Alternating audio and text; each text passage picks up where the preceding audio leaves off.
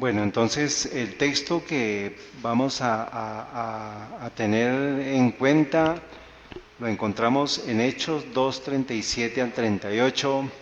Está la experiencia de los hebreos que ellos, al darse cuenta de lo que habían hecho con nuestro Señor Jesucristo, vino la angustia por parte de ellos para saber qué podían hacer.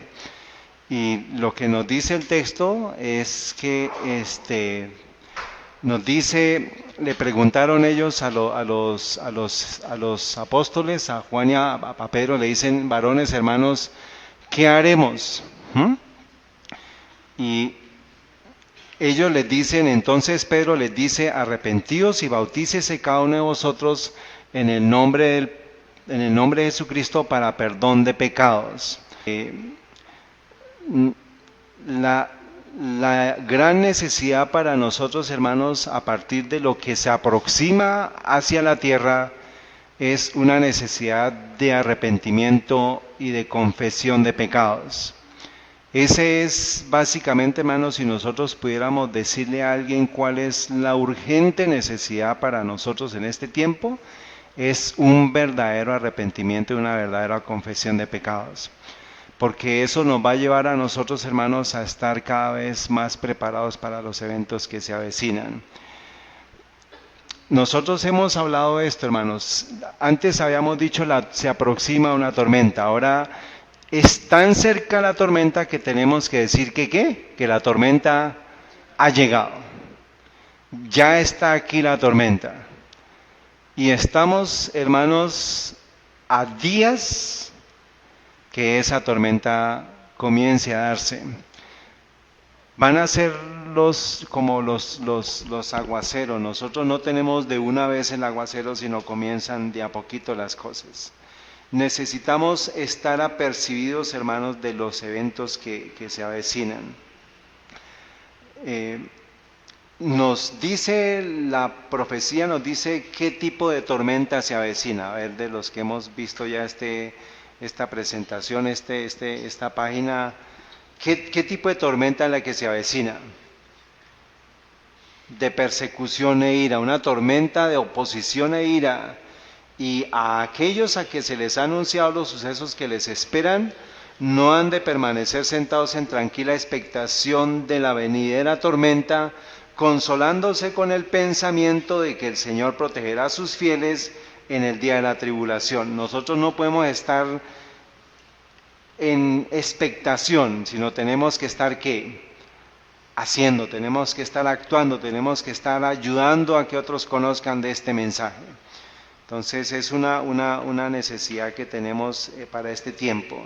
Y más en medio de la tormenta, hermanos, sabemos nosotros que está ¿qué? ¿Qué ven a ustedes aquí? ¿Qué ven aquí? Ven el arco iris. Entonces en medio de eso está la señal del pacto. ¿Y cuál va a ser la causa de esa tormenta de persecución, de tempestad de ira? ¿Cuál va a ser esa causa? ¿Qué es cuál va a ser el punto en discusión? Y eso nos lleva a ¿qué?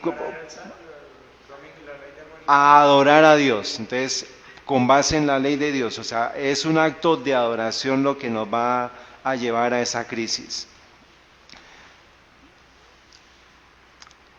Está nuestro Señor Jesucristo, hermanos, nuestro Señor está en el momento en el cual Él está a punto de ser ya en su última semana en la tierra, y Él está hablando con ellos que va a ser entregado, que va a tener un reino, y la madre de los hijos de Zebedeo se acerca a ellos, que eran Juan y Santiago, se acerca y le dice: maestro, cuando tú estés allá en tu reino, que ellos se sienten uno a la derecha y otro a la izquierda. O sea, quería ella que les entregara autoridad y poder. Ahora, le dice: ¿podéis beber la copa que yo he de beber y ser bautizados con el bautismo que yo soy bautizado? ¿Y ellos qué le dijeron? podemos, ¿sí? Ahí había presunción de parte de ellos, porque ellos no tenían ni idea lo que iba a pasar. O sea, ellos ni se imaginaban lo que iba a suceder con Cristo, mucho menos lo que podría haber sucedido con ellos. Y Él les dice, a la verdad beber la copa que yo he de beber, y seréis bautizados con el bautismo que yo soy bautizado. Perdón, a la verdad mi copa beberéis y seréis bautizados con el bautismo que yo soy bautizado. Pero el sentaros a mi mano derecha y a mi izquierda no me es dado. Ahora, cuando nuestro Señor está en la plena agonía, hermanos, en el Getsemaní, Él habla de esa copa, que era la copa que ellos habían evitado, Él les preguntó que si ellos iban a tomar. En Lucas 22:42 se nos dice, Padre, Él está en la agonía en el Getsemaní, si quieres pasa de mí esta copa, pero no se haga mi voluntad sino la tuya. Y le apareció un ángel del cielo para fortalecerle, y estando en agonía oraba más intensamente. Y fue su sudor como grandes gotas de sangre que caían hasta la tierra. Recuerden qué era la experiencia de Cristo allá, que Él estaba en una angustia terrible, estaba ¿de qué? En oración. ¿Y qué sucede? Transpira ¿qué? Sangre. Es una angustia como nadie la ha podido experimentar hasta este momento en la tierra. Nunca nadie ha sudado sangre aquí en la tierra. Ahora, nosotros vamos a ver con un texto del Espíritu de Profecía que nos dice que esta misma experiencia es la que va a tener el pueblo de Dios en el momento de la prueba que se nos avecina. Entonces es muy importante que lo tengamos en cuenta. Recordemos estas tres palabras. Marcos 13:32 nos dice, pero de aquel día y la hora nadie sabe, ni aun los ángeles que están en el cielo, ni el Hijo, sino el Padre. Entonces nos da tres palabras, eso ya lo vimos la vez pasada. ¿Nos da qué? Nos dice, mirad, velad y orad. Eso fue lo que el Señor le pidió a sus discípulos que tuvieran que hacer para la prueba que les iba a venir. ¿Cuándo qué? Cuando iban a ser dispersados ya no iban a tener pastor, iban a tener necesidad de tres cosas. ¿De qué? De mirar, de velar y de orar. Entonces recuerden esas tres palabras. Velad pues porque no sabéis cuándo el Señor de la casa ha de venir, si a la tarde o a la medianoche, o al canto del gallo o al amanecer. No sea que viniendo de repente os llegue durmiendo. Entonces, ¿qué es lo que nos evita que nosotros durmamos? Que miremos, velemos y ¿qué? Y oremos. Mirar, velar y orar. Y velar y orar. Entonces, cuando viene la instrucción, hermanos, ya lo hemos visto, vamos a hacer un pequeño cambio de unas palabras. Antes nosotros habíamos dicho qué palabras. Obedecer, estar quietos y orar, ¿cierto? Pero vamos a colocar esas tres palabras. Mirar, velar y orar. Cuando venga esa tormenta, ya nosotros estemos en medio de esa tormenta, necesitamos abrocharnos el cinturón y necesitamos mantener esas tres palabras. Mirar, velar y orar. ¿Qué tenemos que mirar? Los eventos que se estén dando. Velar, ¿qué significa estar velando? Para que no entremos en ¿qué? En tentación. Y orar por el derramamiento del Espíritu Santo y orar por la compañía de Dios. ¿Y cuál es el cinturón de seguridad para los adventistas y para los protestantes y para el mundo entero? Son los 7 principios que ustedes encuentran en esa hojita. Ahí están los 7 principios, hermanos, que lo van a ayudar a usted para la crisis que se avecina. Por favor, ténganlos, recuérdenlo, trate de memorizárselos, trate de memorizar los textos que están asociados con eso, porque son promesas de la palabra de Dios para usted en el tiempo en que estamos viviendo. Trate de recordarlos, si son 7 principios, ¿está bien? Entonces, son 7 principios que nos hablan, ya les dejo a ustedes ahí para que ustedes los estudien, ustedes los miren en detalle y los puedan revisar, pero nos vamos a enfocar en el 5.º principio, que es que, por favor, léanlo ahí en sus hojitas, ¿cuál es el 5.º principio? Los argumentos de los periodos proféticos son entendidos. El pueblo de la profecía necesita entender ¿qué? Pues los argumentos de los periodos proféticos. ¿Qué significa todo esto? La idea es que usted, hermano, cualquier persona, por eso es que se los dejamos a nivel como de bolsillo para que ustedes los guarden, para que ustedes los carguen, revísenlo, repásenlo y los estudien. Ahora, vamos a mirarlo, hermanos, un poquito más agrandados. Nuestro Señor siempre Él se halló y siempre Él se ubicó en las profecías. Él cumplió todo lo que era necesario, lo que estaba escrito en las profecías de Él. Por ejemplo, cuando están en el camino de Maús, ellos no entendieron y estaban cegados. Y cuando Él les comienza a hablar, les dice, miren, era necesario que se cumpliesen todas las cosas que están escritas de mí en la ley de Moisés y en los profetas y en los salmos. Aquí le está diciendo desde Moisés, en la ley de Moisés, eso incluye Génesis, Éxodo, Número, Levítico y Deuteronomio, o sea, desde Génesis 1:1 hasta ¿qué? Hasta el último de los profetas del Antiguo Testamento, que era en ese momento ¿cuál? Malaquías fue el último de los profetas. Él les habla de eso, les dice, todo estaba hablando de mí.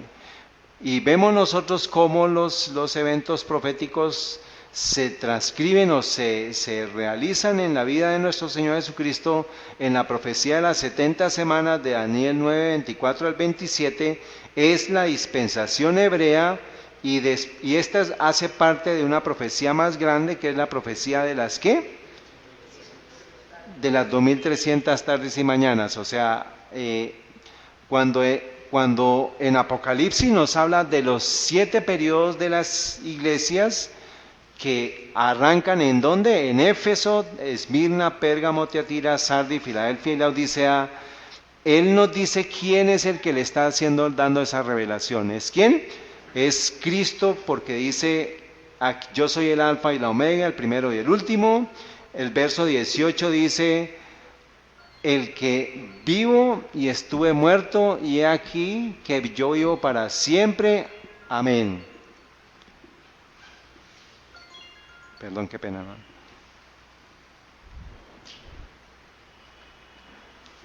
Y he aquí que vivo para siempre. Amén. Y tengo las llaves de la muerte y del Seol. Entonces, está dando una descripción de 7 iglesias.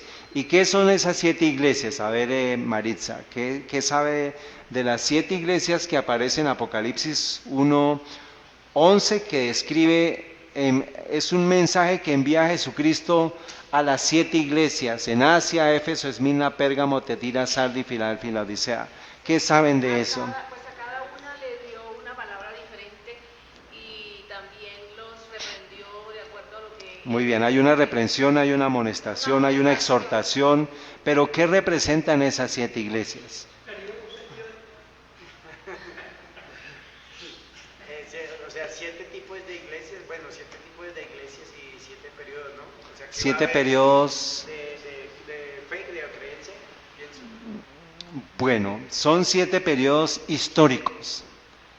Han sido 7 periodos. Entonces nos dice Hechos de los Apóstoles, página 467, y nosotros vemos una correlación muy hermosa entre lo que son las iglesias, los sellos y las trompetas. ¿Está bien? Esos son eventos históricos, no son eventos futuros. Por ejemplo, cuando se nos habla de que las trompetas ya han sido eventos históricos. Nosotros estamos casi, hermanos, en el 7º sello, casi estamos en la 7ª trompeta y estamos en la 7ª iglesia. ¿Está bien? Dice, los nombres de estas son un símbolo de la iglesia en diferentes periodos de la era cristiana. El número 7 indica algo que completo, o sea que Cristo distribuyó toda la dispensación cristiana en 7 periodos históricos y por eso es que le asigna a cada una su nombre, y le asigna una reprensión, le asigna una exhortación, pero hay cosas también que corregir de cada una de ellas. Dice, y significa que los mensajes se extienden hasta el fin del tiempo, mientras que los símbolos usados revelan la condición de la iglesia en diferentes periodos de la historia. Entonces son 7 periodos históricos. Muy bien, entonces esto va a quedar registrado para que ustedes lo tengan en cuenta. Éfeso va desde el 31 al año 100, Esmirna va del año 100 al año 313, Pérgamo va del año 313 al año 538, Tiatira va del 538 ¿a qué año? 1517. ¿Qué pasó en 1517? Las 95 tesis, o sea, se parte la historia de la Iglesia Católica. Muy bien. Ahora, ¿cuál iglesia sigue?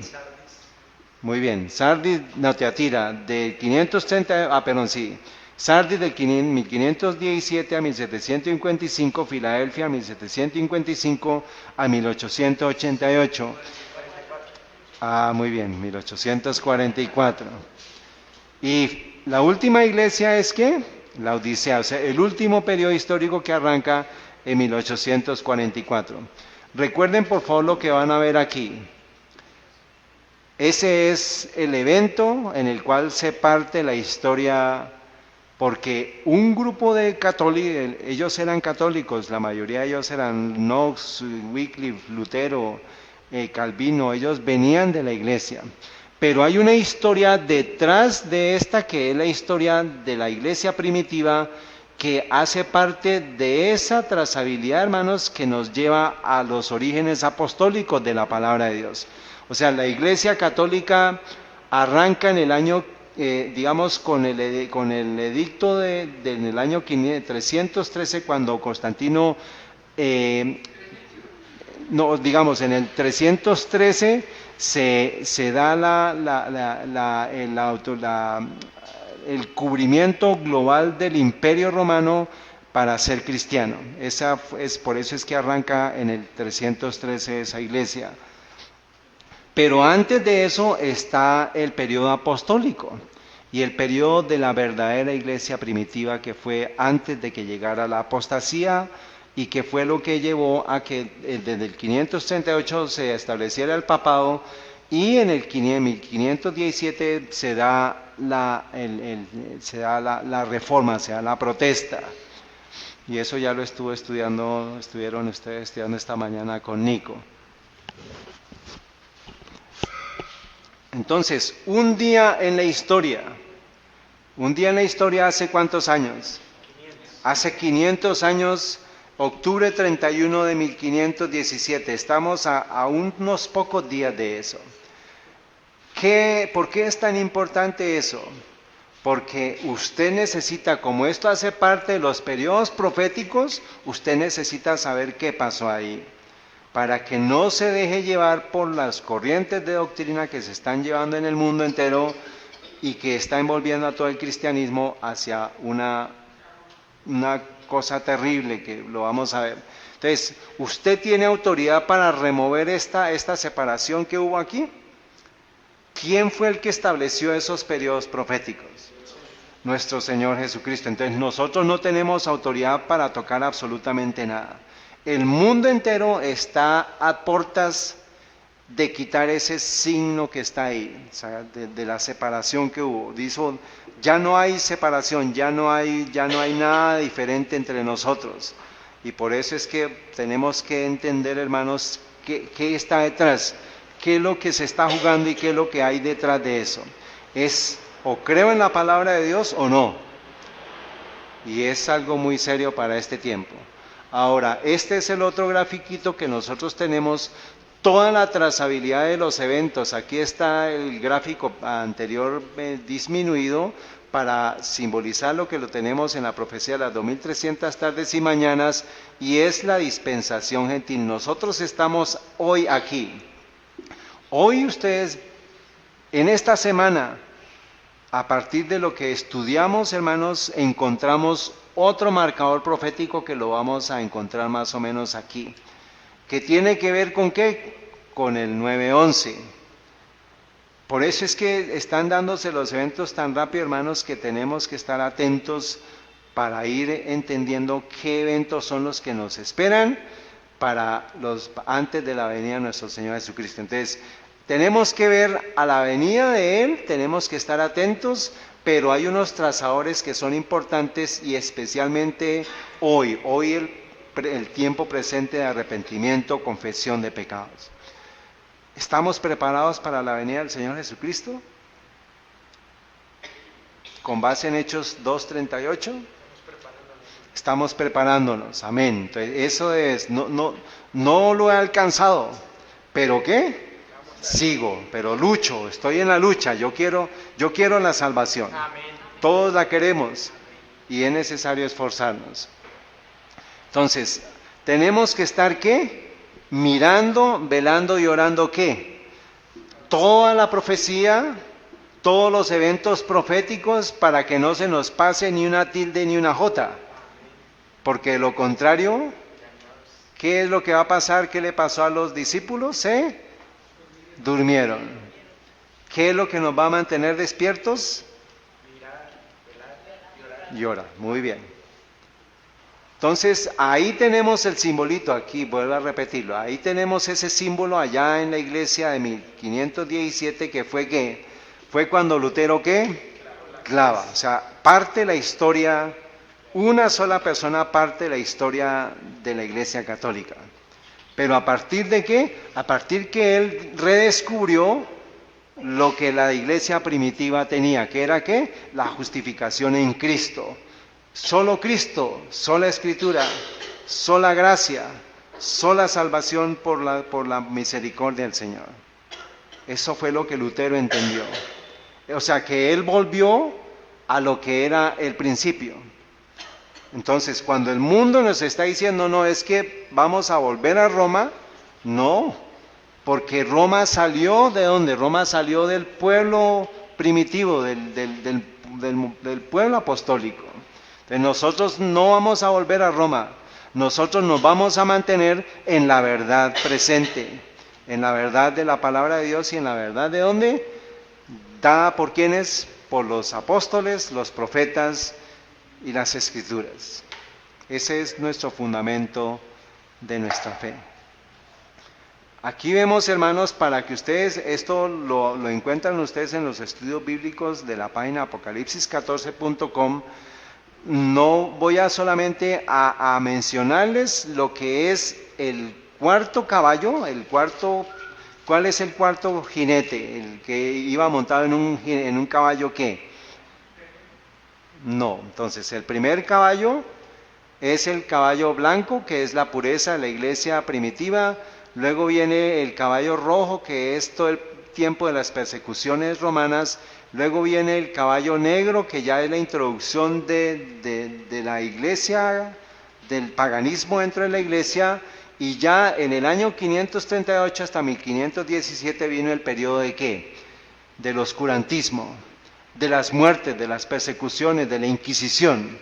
Y eso lo representa la Biblia en el caballo pálido. Apocalipsis 6:7 dice, y cuando abrió el cuarto sello, oí la voz del cuarto ser viviente que decía, ven y mira. Y miré, y he aquí un caballo pálido, y el que estaba sentado sobre él tenía por nombre ¿qué? Muerte. Y el infierno le seguía.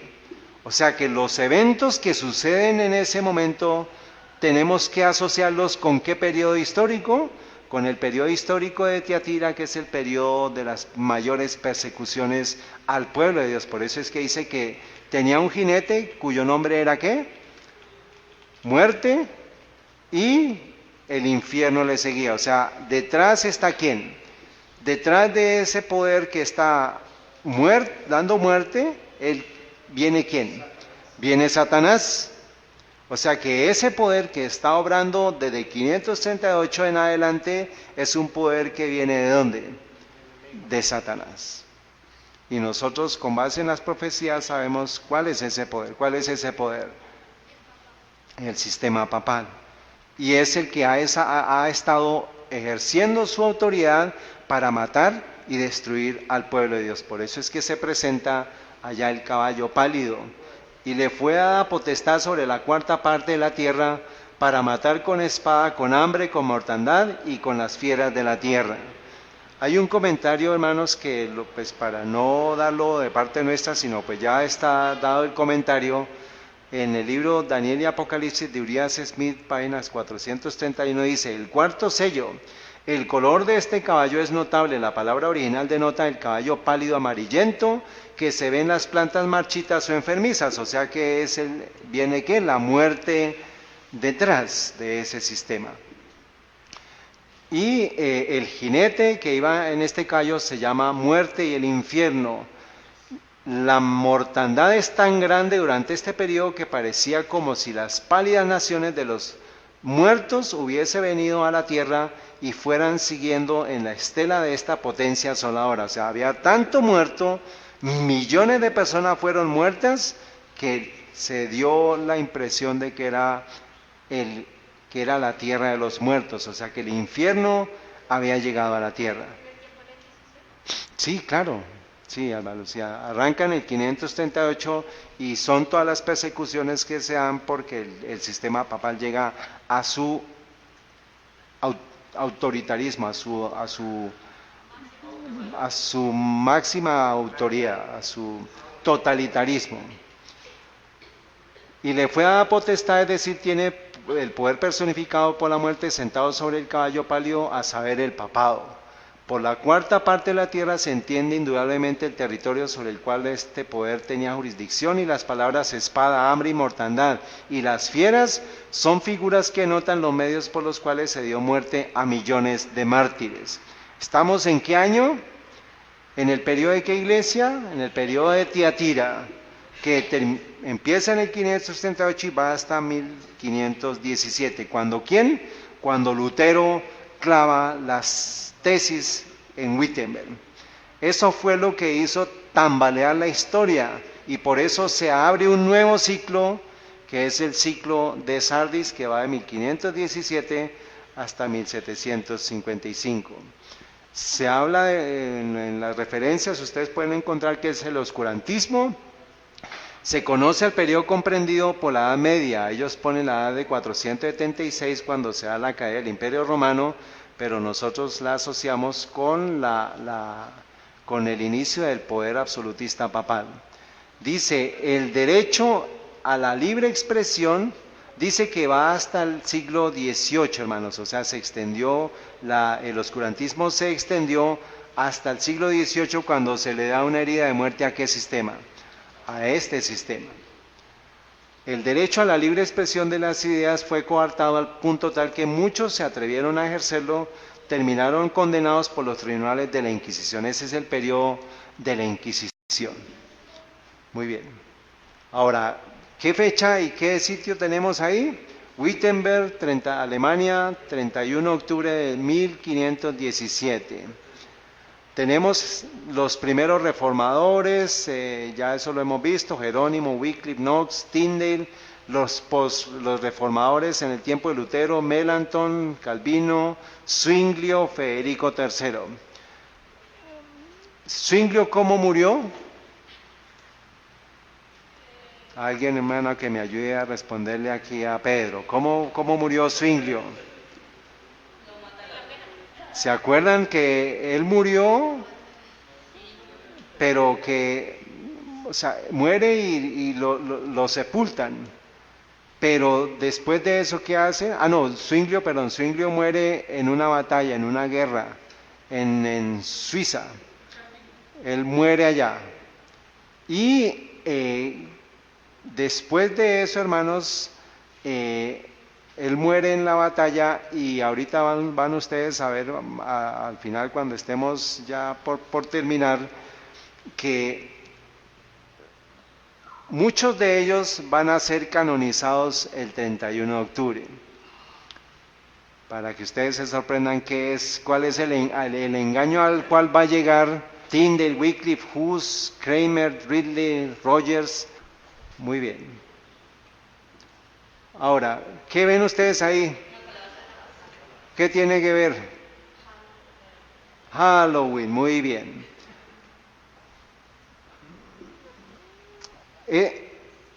El octubre 26, hermanos, estuvimos cerquita al centro y tuve que ir a un ministerio, no les digo pues para no entrar después en las personas que de pronto algún día escuchen esto.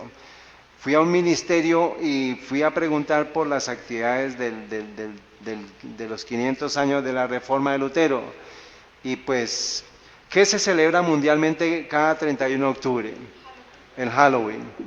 Y pues yo fui y le pregunté y le dije, buenas tardes, vengo a preguntar sobre las actividades que se van a celebrar en esta semana en conmemoración de los 500 años de la Reforma de Lutero. ¿Y cuál fue la respuesta? Ah, ya había escuchado a Sebas allá en el carro. ¿Quién es Lutero?, me preguntó. Y pues ahí me dijo todo de lo que es la realidad, de lo que todo el mundo no está entendiendo. Y es un marcador tan importante que partió la historia de la humanidad, partió la historia del cristianismo. Todo cristiano debería saber eso, debería conocer eso. Pero en lugar de eso, el 31 de octubre lo asociamos ¿con qué? Halloween. Fiesta de Halloween, disfraces. Mi mente, muchos, tristemente, muchos hermanos están con su mente en qué disfraz se van a poner ese día. Que no sea el caso de absolutamente nadie de los que estamos acá. Porque nosotros, nuestra mente, tenemos que estar, ¿qué verbos tenemos que estar haciendo? Mirando, velando y orando. Y orando. Entonces, de 1517 al 2017 son 500 años después. Se perdió la historia, se perdió la trazabilidad, se perdió el conocimiento, y por falta de conocimiento, ¿qué va a pasar? Muchos se van a perder. Mi pueblo fue destruido porque le faltó conocimiento, porque tú desechaste el conocimiento, yo te echaré el sacerdocio.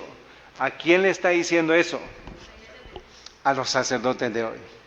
¿Quiénes son esos sacerdotes? ¿Quiénes están en el santuario en este tiempo? ¿Ah? No. Todo aquel que entre al santuario es un sacerdote para Dios. O sea, lo involucra a usted y a mí. Y por falta de conocimiento se va a perder mucha gente.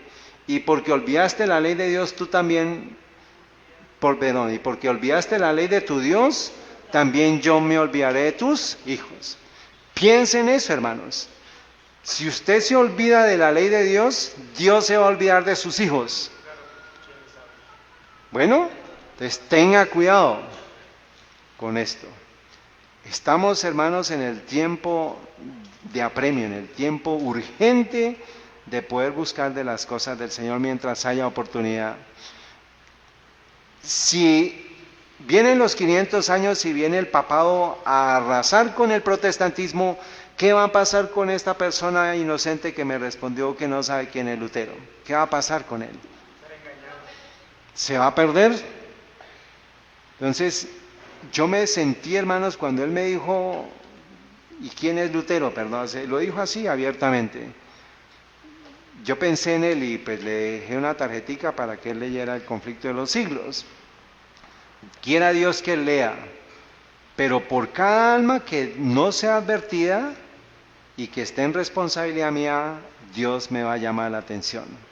Entonces el asunto es serio, lo que está en juego es serio, hermanos.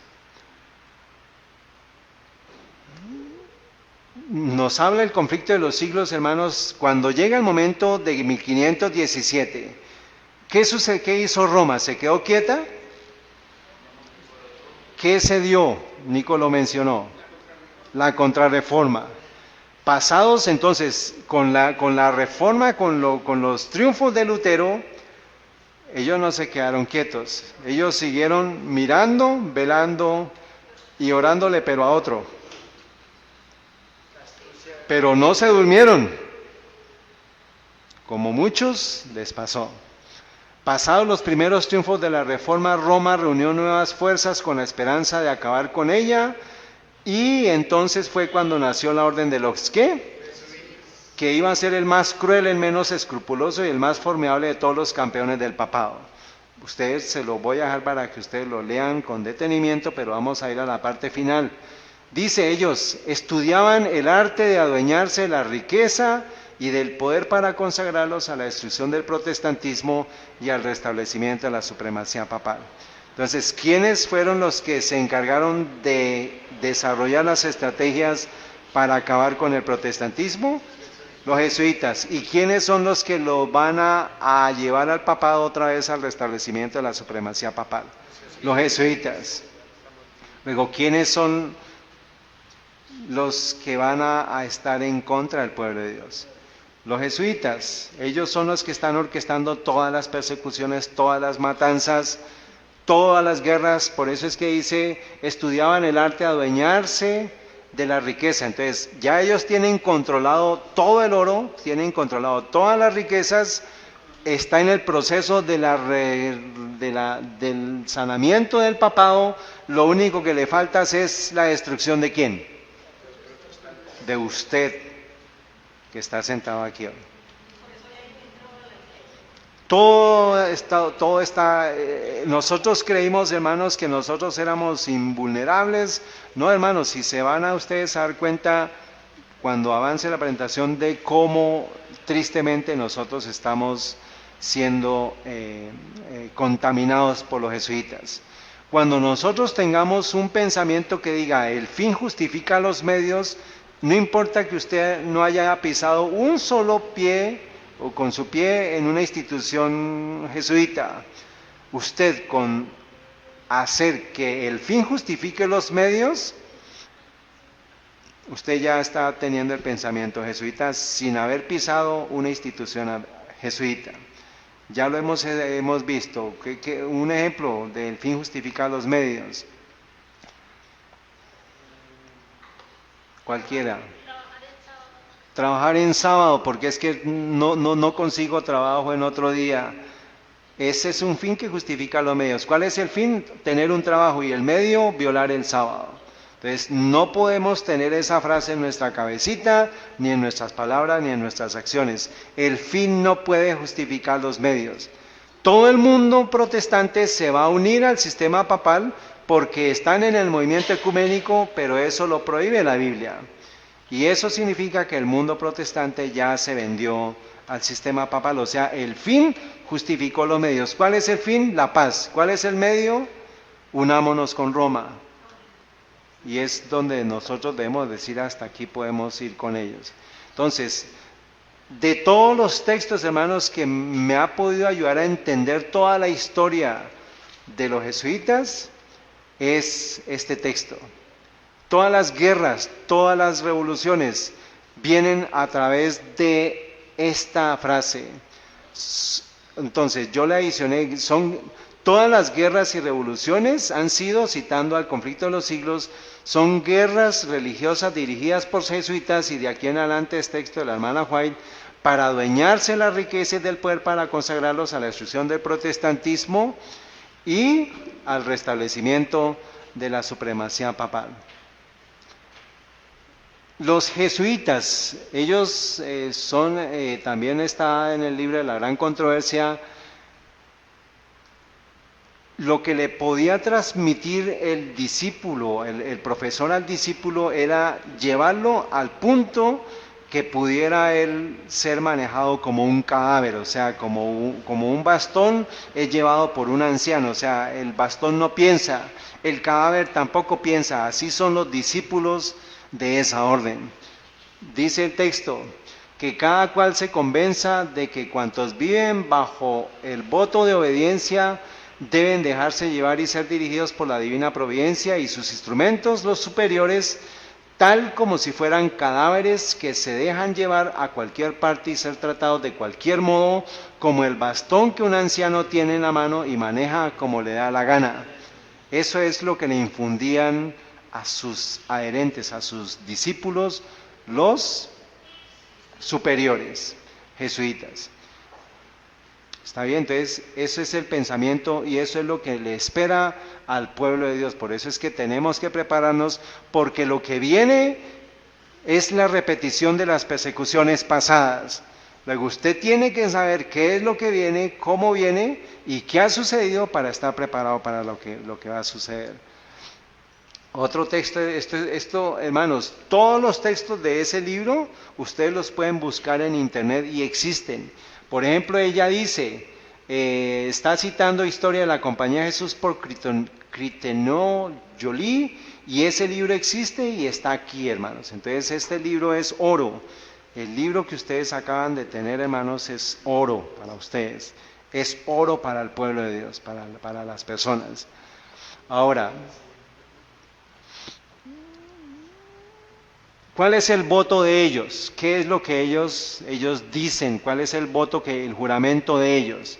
Para que lo recuerden, porque usted es un enemigo del sistema jesuita y usted va a tener que enfrentarse con ese juramento algún momento. Dice, yo además prometo, dicen ellos, y declaro que haré cuando la oportunidad se presente guerra implacable, secreta y abiertamente contra todos los herejes, protestantes y liberales, como yo soy conducido a hacer, extirparlos, exterminarlos de la faz de toda la tierra, y que yo no perdonaré ni edad, sexo o condición, y que yo ahorcaré, quemaré, destruiré, herviré, despellejaré, estrangularé y enterraré vivos a estos infames herejes, rasgaré los estómagos y vientres de sus mujeres y estrellaré las cabezas de sus infantes contra las paredes para poder aniquilar para siempre su execrable raza. Todo esto sucedió desde el año 538 en adelante. Y eso lo pueden ustedes encontrar en los registros de las Inquisiciones. Que cuando lo mismo no pueda ser hecho abiertamente, yo secretamente usaré la copa del veneno, la cuerda de la estrangulación, el acero de la haga, el plomo de la bala, sin importar el honor, rango, dignidad o autoridad de la persona. Dice, ya sea pública o privada, puesto que en cualquier momento yo pueda ser dirigido a hacerlo por los agentes del Papa o superior de la hermandad de la Santa Fe de la Sociedad de Jesús. Entonces, los jefes de ellos son los superiores y el Papa, pero el superior de ellos es el que los gobierna como si fuera como un cadáver. Y ellos lo que hacen es que obedecen órdenes. Ese es su enemigo y usted tiene que prepararse. La verdad suprimida sobre el asesinato de Abraham Lincoln, Burke McCarthy, esto está en inglés, pero pues les doy toda la referencia para que ustedes, si quieren confirmar, hagan la tarea, y también les dejo la página donde ustedes pueden descargar el libro gratis. Ahí lo pueden descargar y lo voy a dejar registrado para que ustedes lo descarguen.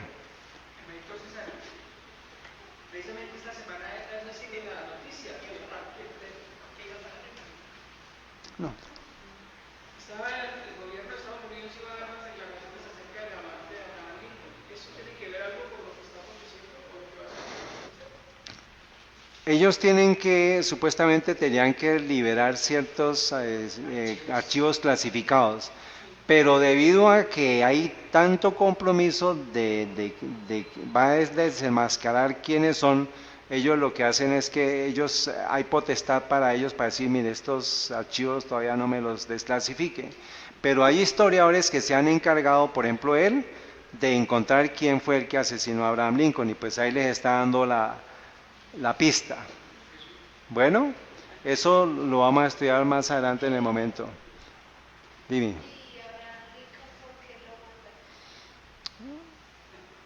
Buena pregunta, pero te la respondo después. Pero porque no pertenecía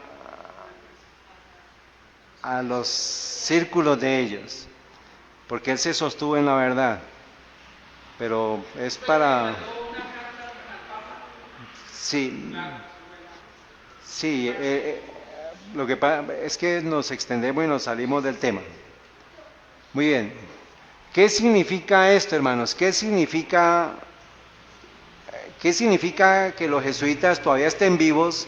¿Y qué significa que los jesuitas todavía tengan ese pensamiento desde 1540, cuando se fundó la orden? Que hay persecución por los verdaderos cristianos. Muy bien. que mientras haya un protestante verdadero, habrá un ejército de jesuitas que buscándolo ¿para qué? Para destruirlo. Entonces, usted tiene que tomar una decisión para este tiempo. Si usted quiere ser un protestante verdadero, prepárese, porque lo que viene es persecución. Pero acuérdese que ellos, señora,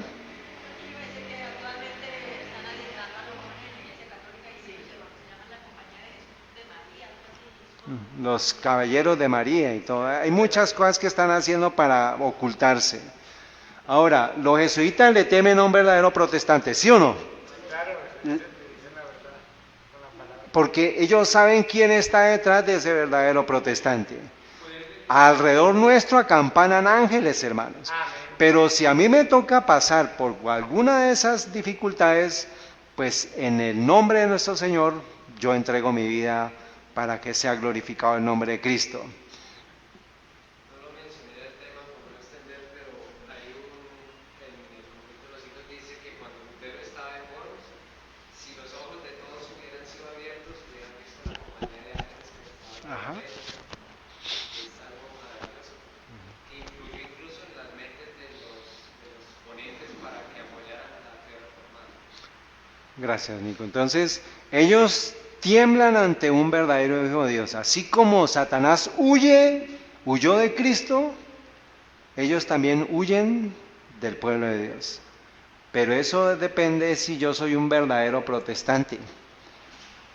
Bueno, entonces eso va a depender es de mi entrega y de mi sinceridad con nuestro Señor. Pregunta, ¿por qué? ¿Por qué los jesuitas le temen a un verdadero protestante? Porque saben que si lo matan va a seguirse diseminando y diseminando la verdad. Bueno, ¿de dónde aprendieron ellos? De los mismos cristianos. Ahí en un texto nos dice, en el texto que le leí de la misma página de 249, nos dice de dónde aprendieron los jesuitas. El Evangelio de Cristo había capacitado a sus adherentes para arrostrar los peligros y soportar los padecimientos sin desmayar por el frío, el hambre, el trabajo, la miseria y para sostener con denuedo el estandarte de la verdad frente al potro, al calabozo y a la hoguera. O sea, eso lo aprendieron de los cristianos a permanecer fieles y firmes en la hoguera, en el calabozo, en lo que fuera. Lo aprendieron de los cristianos. Ahora, ellos lo que hicieron fue tomar ese patrón de obediencia, pero lo invirtieron y los llevaron fue para el mal. Por eso dice aquí, el jesuitismo inspiraba a sus adeptos un fanatismo tal que los habilitaba para soportar peligros similares y oponer al poder de la verdad todas las armas del engaño. Entonces lo que ellos hicieron fue adoctrinarlos como fanáticos. Pero tristemente para el pueblo de Dios va a venir el título de ¿qué? De fanáticos, extremistas, legalistas, radicales.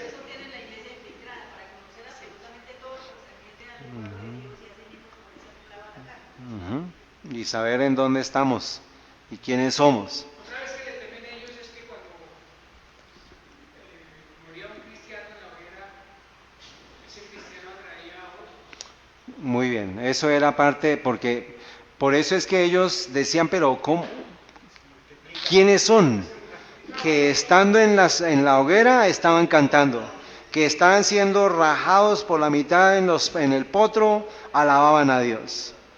Eso es lo que el pueblo de Dios necesita prepararse. No sabemos a quién le toque, hermanos. Como dice allá en Lucas, oremos para que nosotros hallemos gracia a los ojos de Dios y no pasemos por estas cosas. Pero si nos toca, nos toca. Bueno, por eso es que ¿Y quiere una prueba? Han pasado 500 años y los jesuitas no han podido destruir al protestantismo. Pero a medida que vayamos acercándonos al tiempo del fin, la profecía nos dice que el espíritu empieza a replegar sus alas. Y cuando se quite el espíritu, vendrá la persecución. Estamos llegando a ese periodo de tiempo. Por eso es que necesitamos prepararnos. ¿Por qué los jesuitas han querido destruir siempre al protestantismo? ¿Por qué? Que no haya la verdad. Ellos tienen la verdad. ¿Y cuál era la verdad que tenían los protestantes? ¿Qué dijo Lutero? ¿Cómo reconoció al papado? ¿Como quién? Y la silla de él, el trono de Satanás. Entonces, porque ellos podían reconocer la identidad de ellos, de quién era el papado, ya nosotros lo hemos visto, esto es de una fuente luterana, hermanos, de la iglesia que va a firmar ahorita el 31 de octubre, de esa fuente tenemos esta fuente, y aquí en esta partecita ustedes pueden ir después en detalle a buscarlo. Y aquí encontramos las interpretaciones antes, durante y después de la Reforma. Voy a tomar lo que Lutero, ya lo hemos visto muchas veces. Me dicen que el anticristo es el Papa, que la abominación de desolación, eso lo pensaba Lutero, es el papado, de que el cuerno pequeño de Daniel 7 y 8 es el papado, que el hombre de pecado de 2 Tesalonicenses es el papado, que la bestia de Apocalipsis 13 de que sube el mar es el papado, que la ramera de Apocalipsis 17 es el papado, que Babilonia es el sistema papal. Eso lo sabe un protestante, ¿lo sabía Pedro? Más o menos. Pero gracias a Dios ustedes están aquí, porque muchos cristianos evangélicos no lo saben. No lo saben. Ahora, ¿cuál es la tarea suya? Tenemos que enseñarles esto, pero eso no va a ser una tarea fácil, porque es mostrarle la verdad y eso va a llevar a persecución. Ya usted mismo me lo dijo con su pastor, después charlamos de lo que él nos contó. Señor.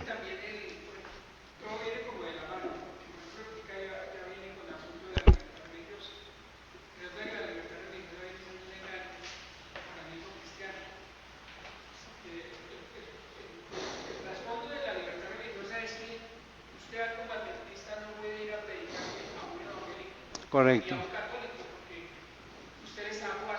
Sí. Por eso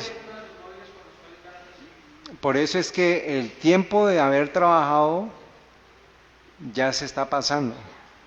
O sea, ya vamos a empezar al tiempo de las cosas difíciles. Por eso es que ahorita incluso esta oportunidad que vamos a tener ahorita el 31 en estos días, mañana, pasado mañana, va a ser casi que las últimas oportunidades en paz. No sabemos cómo se va a dar a nivel, pero hermanos, van a ver, tan rápido se están dando los eventos que en cuestión de una semana ya son noticias viejas. Entonces, ¿ya cumplieron con su misión los jesuitas? ¿Por qué no? ¿Por qué no? Denme un ejemplo. Porque estamos aquí nosotros. Entonces, no se ha destruido el protestantismo, pero el resto de la frase ya lo completaron. Voy a ponerles en colorcito blanco lo que ya completaron. Ya completaron adueñarse de las riquezas, del poder para consagrarlos. Falta la destrucción del protestantismo. El resto ya todo lo tienen hecho. Entonces, eso es lo que ellos están esperando a partir de este 31 de octubre. Que se les comience a dar la autorización por parte de quien está reteniendo las cosas, que es nuestro Señor Jesucristo. Él está reteniendo los vientos de persecución.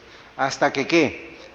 Hasta que su pueblo se despierte, hasta que su pueblo mire, vele y ore, y que se arrepienta de sus pecados.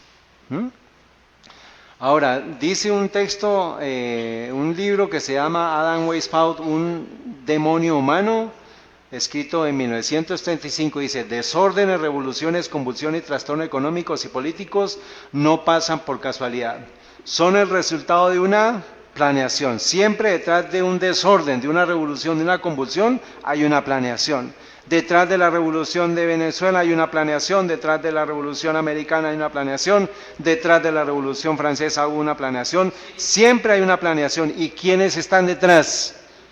Los jesuitas, porque están encargados de adueñarse de los tesoros y consagrarlos para la destrucción del protestantismo y el restablecimiento de la supremacía papal. Todas las revoluciones han sido orquestadas y planeadas. No debe sorprendernos eso. Pero eso significa que todo lo que venga ha sido planeado por ellos ¿con qué propósito? Con la destrucción suya. Esa es la tarea que tenemos que unir todo. esa parte, Sí. eso hacen parte de los Rothschild, entonces Hacen parte de la secuencia hacia abajo, pero los que están arriba son ellos, o sea, ellos son los que dirigen todo.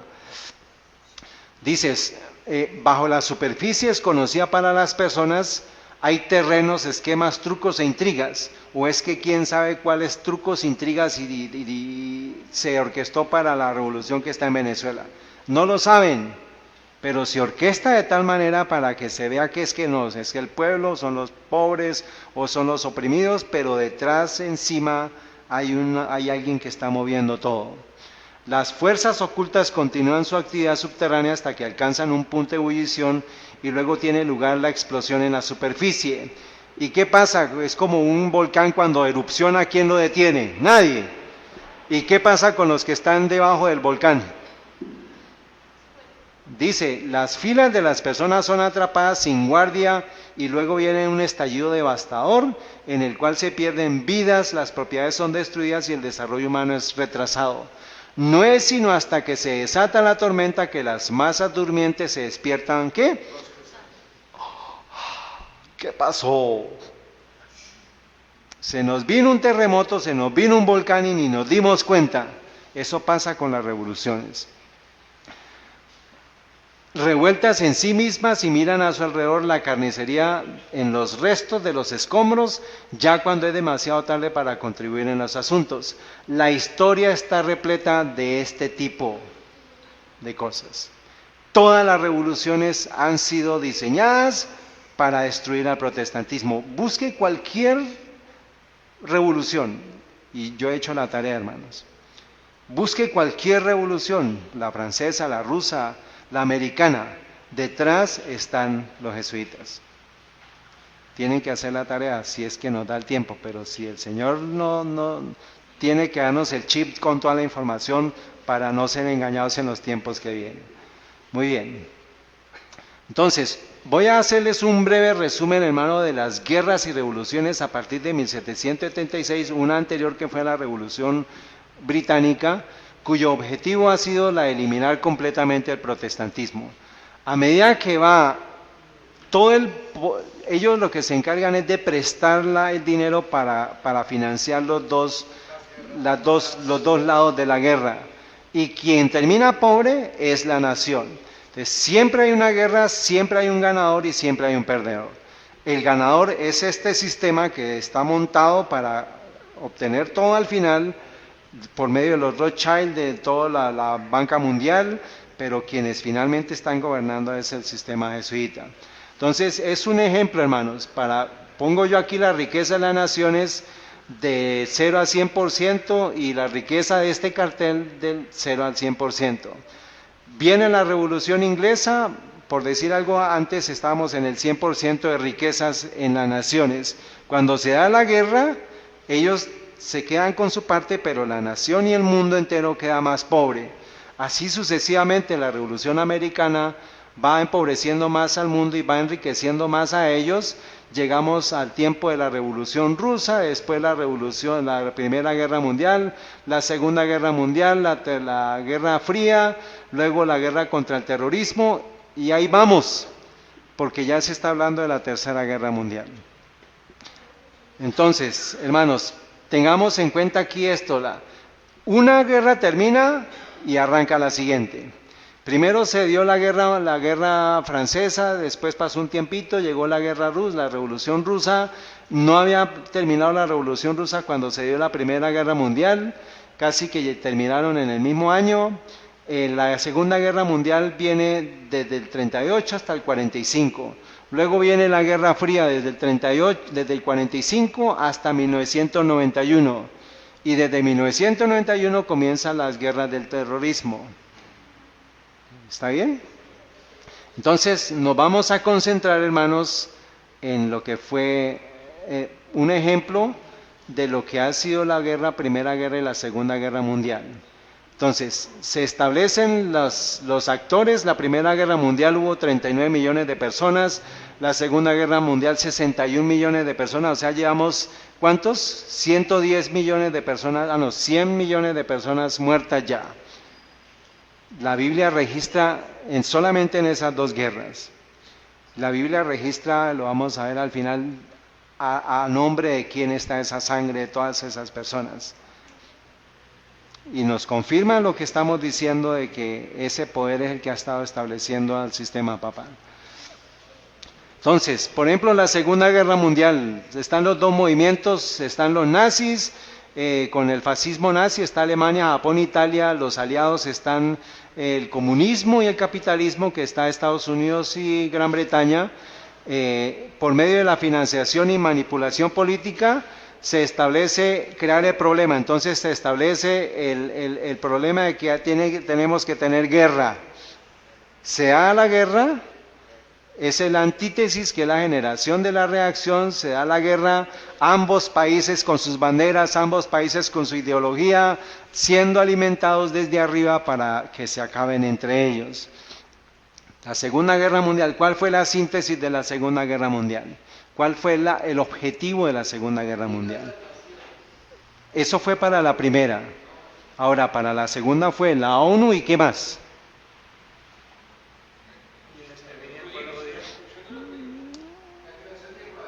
La creación de Israel. Más que el exterminio fue la creación, sí, o sea, tiene que ver, pero el objetivo era la creación de Israel. Y también tenemos la ONU, la OTAN y la Unión Europea nacen en ese momento de la Segunda Guerra Mundial. O sea, la unificación.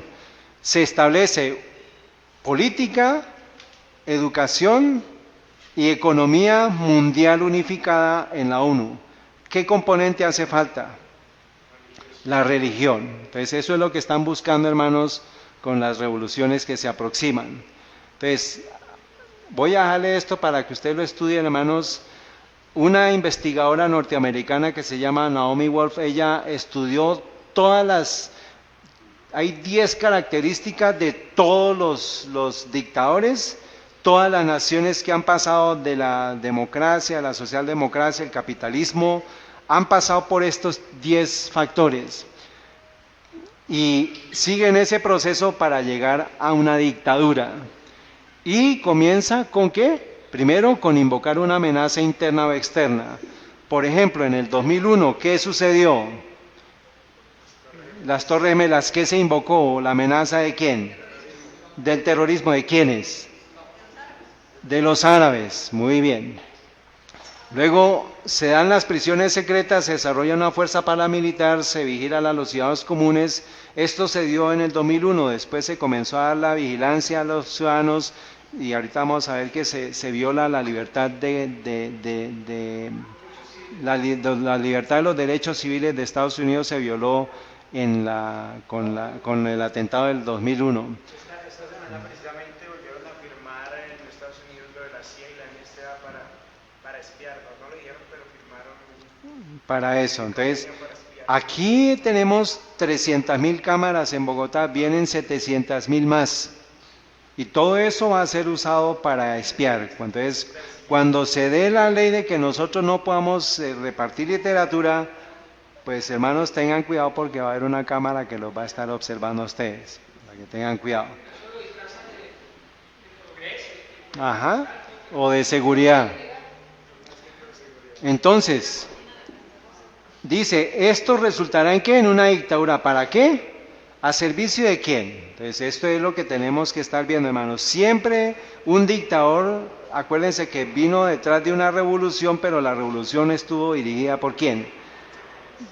Por los jesuitas, por la parte de arriba. Ahora, se habla de una nueva torre de Babel, ¿qué es quién?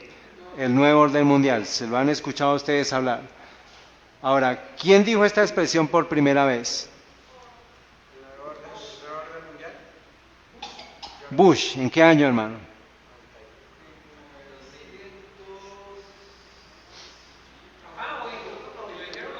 El primero fue el papá. 1990 fue la primera vez que él mencionó ante el Congreso de los Estados Unidos, ¿septiembre qué? 11 de 1990, marzo 6 de 1991 y última vez fue septiembre 11 ¿de qué año? 1991. Ah, qué casualidad o qué programación y qué planeación tan bien hecha. Ahora, este es el 41º presidente, que es George H.W. Bush, 1898 a 1993, septiembre del 91, dijo lo siguiente: hoy tenemos una amenaza común a la decencia y a la libertad humana. Entonces se comenzó, acuérdense que la guerra del terrorismo comenzó en 1991, porque ahí terminó la Guerra Fría.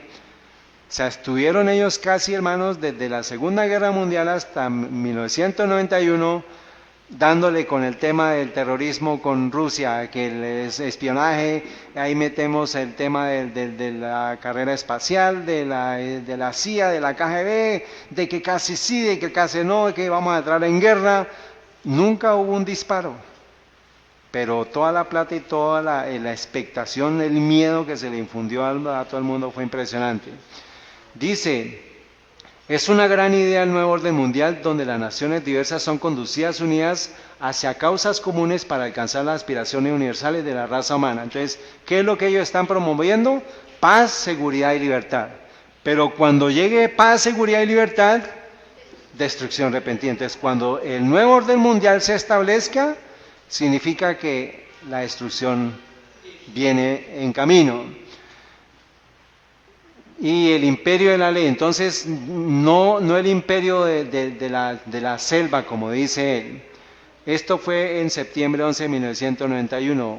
También en ese año dice: tenemos hacia adelante la oportunidad de forjar para nosotros, para la futura nación, un nuevo orden mundial, un mundo con el gobierno de la ley. Entonces, ¿qué es lo que ellos quieren imponer a nivel mundial? Su ley, su autoridad. ¿Y qué ha sucedido en todos los países donde han estado ellos? Pues acaban con todas las naciones. Ahora, ¿forjar el nuevo orden mundial o qué? ¿O reconstruir la nueva Torre de Babel? Eso es el ideal de ellos, hermanos, es que no haya autonomía de pensamiento del pueblo de Dios. Por eso es que un protestante verdadero es una persona que tiene conciencia y que piensa por sí misma y que obra conforme a la ley de Dios y conforme a la voluntad de Dios. Eso es lo que ellos quieren acabar, que las personas piensen igual, diferente, perdón. Todos quieren que piensen igual, todos. Que no haya, como entonces, como los jesuitas hacen de sus adeptos, que sean como cadáveres, ellos quieren hacer eso con la raza humana, con todo el mundo. Ahora, septiembre 11 del 2001, ¿qué sucedió? Un sacrificio vivo de más o menos 5.000 personas, entre 5.000 y 6.000 personas. Eso fue un sacrificio a Baal. No tengo las diapositivas porque se nos va el tiempo, pero después pues vamos a poder tener la oportunidad de hacerlo.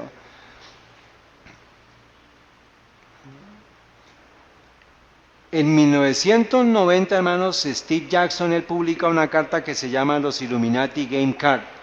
Y el 1 de marzo del 90, las oficinas de él fueron allanadas por el Servicio Secreto de los Estados Unidos como parte de la investigación nacional de piratería de datos, dijeron. Pero resulta que él, en un juego de cartas, reveló un poco de planes que ellos tenían para los eventos que se iban a dar hacia adelante. Entre ellos, ¿qué eventos están en las cartas? Esto fue, la primera edición es de 1995. ¿Qué ven ahí? El Pentágono y las Torres Gemelas. ¿Y cuándo sucedió eso? 6 años después. Entonces, ahí va a quedar registrado para que ustedes lo miren. ¿Y qué es lo que dice la cartica? Él sacó en manera de juego, pero en medio del juego da la información de lo que iba a ser detrás, los objetivos todo es planeado. Acuérdense que los desórdenes, revoluciones, calamidades, desastres, todo ha sido planeado. Y eso es parte de lo que tenemos que entender, hermanos. Lo que viene en camino es una planeación. Lo que viene para el mundo entero es una planeación. O sea que ese juego no es nada ocultista. No, señor. No, lo que pasa es que hay que tener en cuenta cuál es el trasfondo y por qué está diciendo las cosas. Pero la idea es que es como para documentarse y para referenciarlo, pero no para que nos pongamos a jugar con él.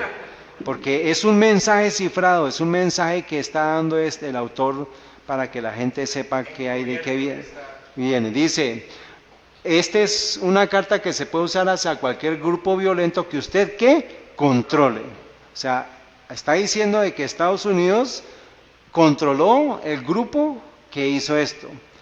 Pero la historia nos dice, y lo vamos a ver ahorita, hermanos, que fue una demolición controlada, fue un trabajo hecho por el mismo gobierno de los Estados Unidos, por la misma CIA. Es cierto que estaba bombas, colocaron bombas. Sí, señor, porque ustedes van a ver, hermanos, les dejo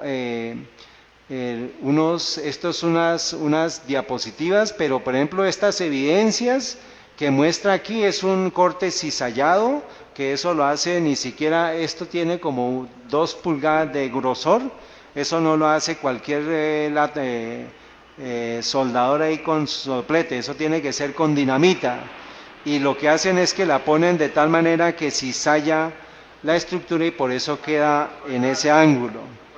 Y asimismo para que haya la implosión, o sea, para que se derrumbe en él mismo. El edificio no se fue ni para allá ni para acá, sino se derrumbó a sí mismo. Dice, estos son videos que les voy a dar a ustedes para que los miren. La Sociedad de Arquitectos e Ingenieros para la Verdad del 9/11 sacó una información, sacó unos reportes. Y entre ellos duró 9 segundos la caída del edificio, eso es caída libre, es como nada de resistencia debajo, o sea que no hubo nada de resistencia de un piso a otro y eso hace que pues que la teoría del gobierno pues haga que pues que la gente diga no, eso no pudo ser posible, pero ténganme paciencia el por qué les estoy diciendo esto, porque vamos hacia una profecía bíblica, ¿está bien? Ahora, también les dejo la página, hermanos, de la Verdad del 9/11 de la Sociedad de Arquitectos e Ingenieros. En cada una de estas referencias, de estas conexiones, ustedes le dan al enlace y saca información, o sea, pero todo está en inglés, todo haga que practique en inglés. Ahora, aquí hay una entrevista que le hacen en mayo del 2013 a George Bush y él se le sale la palabra casi que dice conspiración. Dice en la entrevista de ABC News, aquí está el video, hermanos, pues no sé, no tenemos mucho tiempo, pero dice, admite que junto con el 9/11, o sea, luego del atentado durante la maratón de Boston, ¿se acuerda que hubo un atentado en Boston? Admite que junto con el 9/11 hacen parte de una conspiración. Solamente menciona la palabra consp. Le hacen la pregunta, con relación a la noticia de esta semana de la bomba de Boston, la pregunta es si se respondió adecuadamente, al igual que cuando escuchó el ataque del 9/11.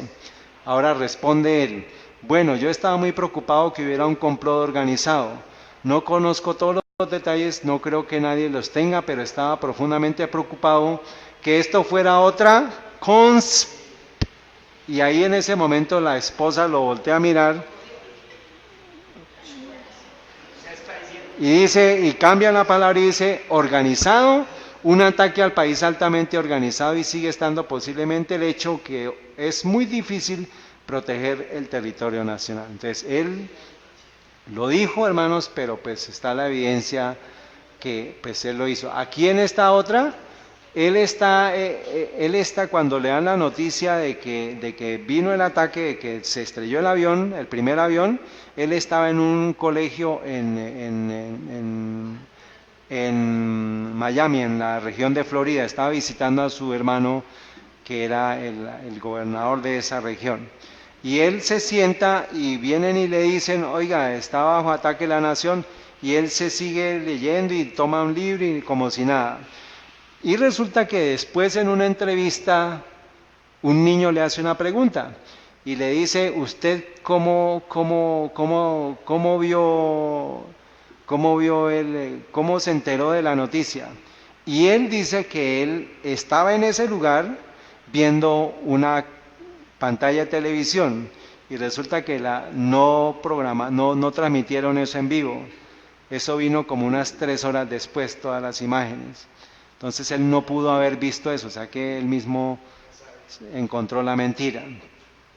Entonces, hermanos, se siguió el mismo sistema. Siempre acuérdense que en todo el sistema se está montando es toda una estrategia. ¿Para qué? Para acabar con el pueblo de Dios. Acuérdense esto, hermanos, que todo esto está asociado con el pueblo de Dios de alguna manera. Vamos a verlo cómo fue que cómo es que se da eso. Estas son imágenes reales de gente que se botó del edificio, pero lo que no es real es el ataque. O sea, fue algo que se planeó para que se diera como un ataque. Lo de los aviones fue para distraer a la gente que no se dé cuenta de las explosiones que estaban sucediendo. Es que, hermana, para que sepa, para que cuando usted vea el reporte de los ingenieros y arquitectos, el video, el fin de semana anterior desocuparon todo el edificio porque supuestamente iban a hacer un cambio en el cableado de los aparatos eléctricos y resulta que apagaron todas las luces y lo que hicieron fue en ese momento poner todas las cargas explosivas en cada piso. Por eso es que se ven las explosiones en sucesión hacia abajo. Entonces, ¿qué tiene que ver con nosotros eso? Ahora, la tesis es, se crea el problema, o sea, el atentado terrorista y Estados Unidos está bajo ataque terrorista de Al-Qaeda. Entonces, ¿qué? Vamos a la guerra. Esa fue la excusa para que Estados Unidos entrara a la guerra. Y nosotros vimos, hermanos, que pues un general que escribió que el memo que le pasó a otro general de las sucesivas guerras que iba a haber. Entonces, ¿qué se genera? Generar una reacción. ¿Cuál fue la reacción? Se generó una psicosis de guerra permanente, se generó paranoia de búsqueda de enemigos internos y externos. Entonces todo el mundo está en zozobra. No. Si hay un atentado terrorista, todos estamos dudando de todos. Fabricación de miedo, crear un clima continuo de conflictos y guerras. ¿Con el fin de qué? Con el fin de quitar las libertades civiles, destruir los movimientos populares, controlar el miedo y mantener a la población en caos y en sumisión y silenciar las leyes porque se está en guerra. O sea, ya la Constitución se quita, ya se derogan todos los derechos constitucionales. Ahora, ¿cuál fue el propósito, hermanos? La cuarta enmienda de la Constitución de Estados Unidos dice: el derecho de los habitantes de que sus personas, domicilios, papeles y efectos se hallen a salvo de pesquisas y aprehensiones arbitrarias será inviolable y no se expedirán el efecto mandamientos que no se apoyen en un motivo verosímil, estén corroborados mediante juramento a protesta escritas con particularidad, el lugar que deba ser registrado a las personas y las personas o cosas que han de ser detenidas o embargadas. O sea, no se podía registrar nada, el Estado no podía registrar nada. Pero después de que se da el ataque, todo el mundo queda como sospechoso. Y dice, nada menos que un ataque del gobierno americano contra sus propias instalaciones ejecutadas bajo condiciones controladas para minimizar el daño a sus intereses reales y diseñadas para venderles a las personas americanas el régimen totalitario. Se establece un terrorismo, una guerra contra el terrorismo o la guerra de la libertad, como Jim Marrs aparentemente lo ha llamado. Estas son referencias históricas de lo que se dio. Entonces, era abolir esta enmienda con el propósito de violar la libertad civil de los americanos. Hubo 7 guerras sucesivas, hermanos, que desde el 20 de septiembre se tenían ya planeadas. Guerras contra Irak, Siria, Líbano, Libia, Somalia, Sudán e Irán. Irán es la que estamos ahorita. Esa es la guerra que está planeándose, hermanos, que si se dan las cosas, hermano, puede ser que esté la Revolución Americana y la Tercera Guerra Mundial también se empiece a dar. Pero lo que pasa es que está Irán, hermano, porque Corea del Norte está apoyando a Irán. Sí, o sea, la estrategia es contra Irán, pero quienes apoyan Irán es Corea del Norte, está Rusia, está China. Pero acuérdense que tenemos que ir es con la profecía bíblica.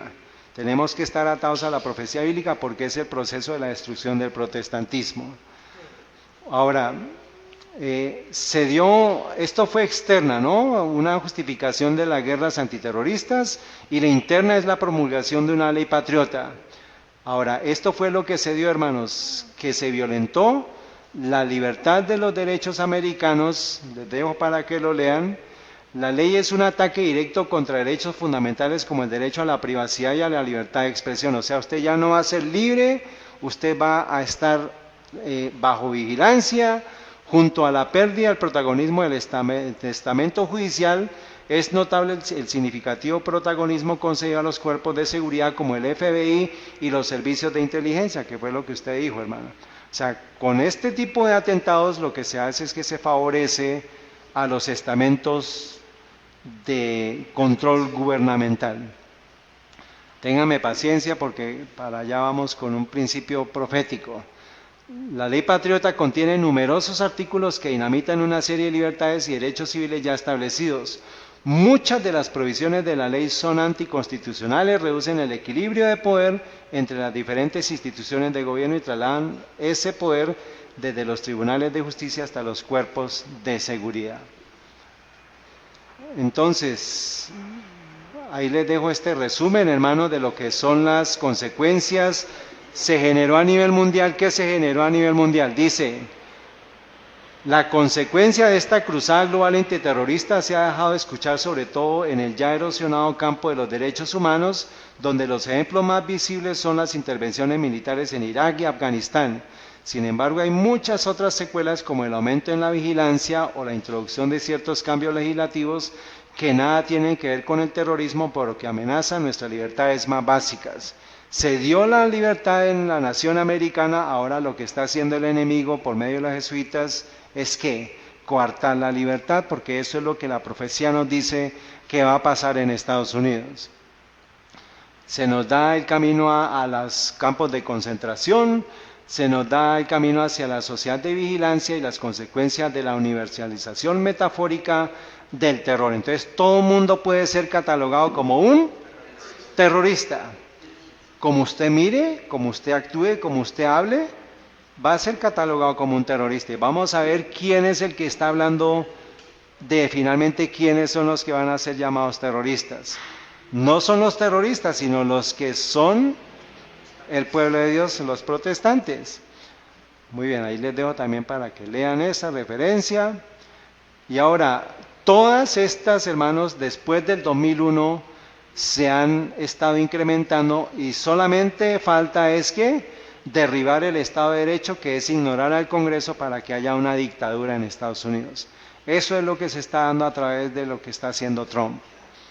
Él poco a poco está haciendo ese proceso para llegar a una dictadura en la cual haya derogación de los principios constitucionales, que se cambie la Constitución y que favorezcan a los intereses de esta nación o de los que están gobernando hacia arriba. Entonces, la profecía nos dice que Apocalipsis 13:11 me habla de la bestia que sube a la tierra, que es Estados Unidos. Y dice que tenía 2 cuernos semejantes a los de un cordero, pero hablaba como un dragón. Entonces, los 2 cuernos son el ¿qué? El republicanismo y el protestantismo. El republicanismo es una nación sin rey y el protestantismo es una nación sin papa. Eso fue lo que se dio en Estados Unidos. Por eso es que el poder de Estados Unidos está en esos 2 cuernos, en el republicanismo, que es la libertad civil, y en el protestantismo, que es la libertad religiosa. Ahora, cuando ya no tenga cuernos ese animal, ya no sirve para nada. Cuando un animal ya no tiene un cuerno, un animal de estos, eso, el poder simboliza, el cuerno simboliza el poder. Por ejemplo, un rinoceronte, ¿cómo lo ven ustedes allá? Achantadito, porque ya no tiene su cornamenta para defender y pelear. Entonces ya cuando le quitan eso ya no tiene poder. Entonces, ya Estados Unidos, hermanos, ¿a partir de qué fecha ya no tiene libertad civil? Del 2001. Por eso es que cuando nosotros veamos, hermanos, la profecía nos dice, después vi otra bestia que subía a la tierra y tenía 2 cuernos semejantes a los de un cordero. Tiene 2 cuernos, o sea que tiene que destruírsele, ¿qué? La libertad civil y la libertad religiosa. Y después de eso, es que va a hablar como ¿qué? como un dragón, o sea, va a ser un poder perseguidor, como lo fue el dragón en el tiempo de la Inquisición. Entonces, lo que vamos a ver más adelante es cuán cerca estamos de perder la libertad religiosa en Estados Unidos, porque eso es lo que va a llevar que a nivel mundial se establezca este sistema como dragón, un poder perseguidor para el pueblo de Dios. Entonces esa es la realidad.